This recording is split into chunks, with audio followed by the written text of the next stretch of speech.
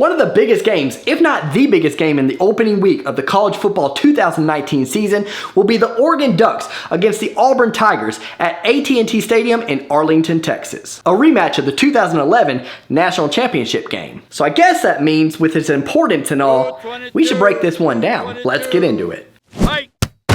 Well, I'm not too sure Auburn's going to be here today, but I mean, they are kind of preoccupied trying to figure out their quarterback situation. The last I checked, they're too busy muddling over 4 guys and ready to throw their names into a cap and just kind of pick and choose. Then you don't do your research, man.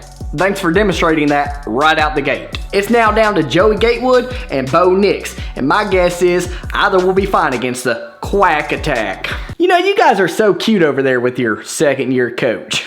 Says the fan of a base who has literally skewered their head coach and has wanted him out for years. And didn't our coach work with the O-line at Alabama? I'm pretty sure he helped lead them to a title in 2015 alongside Kirby Smart. I think you need to worry about your own leader instead of worrying about prodigies that come from schools that you rarely beat. You know what? You're right. So let's focus on someone we have coming in. Good old Kenny Dillingham from the Memphis Tigers. He'll be in a familiar position as an OC and a quarterbacks coach, and you're going to see some wonders that you never really saw when Jarrett Stidham was under center. And he has plenty to work with. It won't matter if we roll with the 4-star, 49th overall player in the nation in Joey Gatewood, or the 5-star and number 33 ranked player in the nation in Bo Nix. They can be ranked as high as they want to, buddy. They're still young, inexperienced, and not ready for the limelight in week 1. Oh, grow up and get out of the 80s. Young guns perform magically in this era. Tua literally has ice in his veins, and I didn't really see Trevor Lawrence struggle too much last season. Matter of fact, didn't he win a national championship? All you're doing over there is talking over opinions,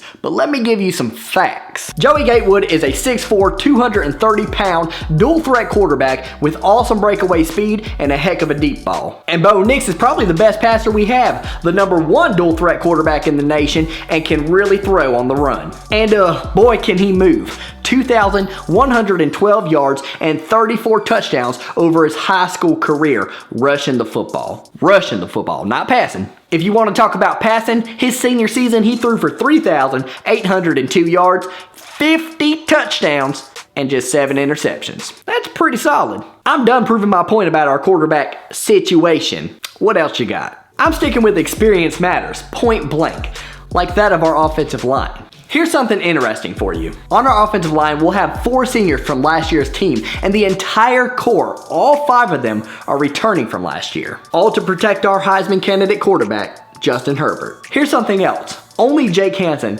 one of our seniors, is under 300 pounds.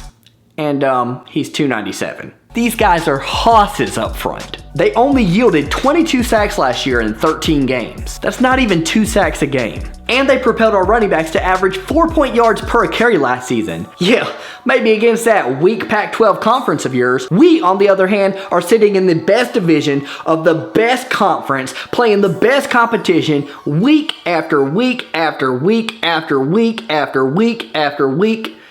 How many weeks are there? And if you want to dig deeper than that, I'm not even sure experience is going to matter against the best defensive line in all of college football. Nick Coe, Derek Brown, and Marlon Davidson are all returning. Now, you may not know who those guys are, what with the time difference and all that good stuff, but trust me, you're going to find out quick, fast, and in a hurry in week 1. Now, if your offensive line gave up less than 2 sacks per game last season, I'll give you props on that. But go ahead and put me on the record saying that we will get 6 right out the gates. We're just that dang good on the D-line. 6?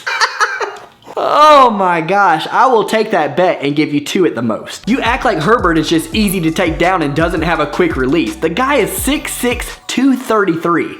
Good luck. In 2018, he had 3,150 yards, 20 touchdowns, and just 8 interceptions. He's going to be focusing on his receivers and throwing them open. He ain't got time to be worried about being taken down by no scrubs. Yeah, well, he was nowhere to be found in your losses last season. I'll tell you that. You guys lost to Stanford, Wazoo, Arizona, and Utah. Now tell me that we wouldn't beat all 4 of those teams. Here's what we're gonna do.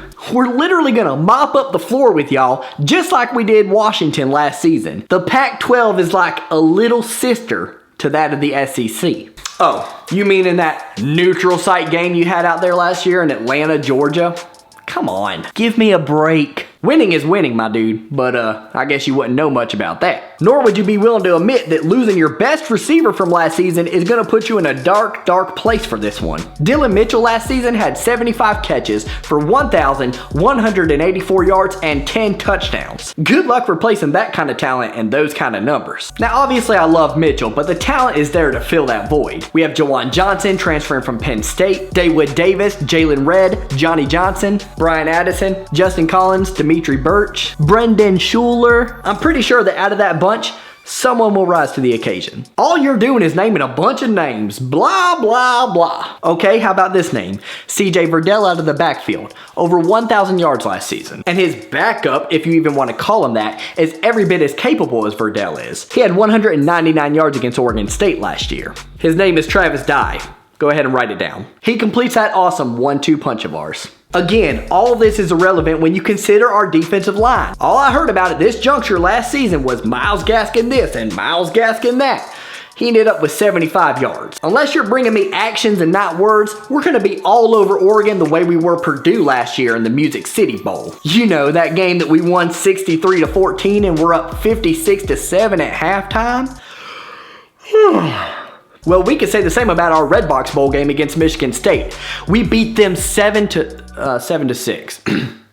You know what? Just edit that part out. Oh, no, editor. You better leave that one in. Listen, man, I've given you a pretty hard time, but let me just end with this. You guys have all 5 returning offensive line starters, probably the second quarterback that's going to be drafted in the 2020 NFL Draft, and a pretty dang good defense to boot. Yet we're still favored by 3. Now why do you figure that is? SEC bias, maybe? I'm done with you. You're not even being real at this point anymore. I've only begun with you. See you August 31st. Alright, see you then, bud. Thanks for watching, guys. Make sure you comment below. Let me know who's going to win this one and why. Also make sure to subscribe and all that good mess if you love college football. You know the drill. Finally, if you get the chance, please let me know how I'm doing with these. I think it's a fun and entertaining way to preview these games, but I'm also the one making the videos, so my opinion doesn't really matter. Yours does. Toodles!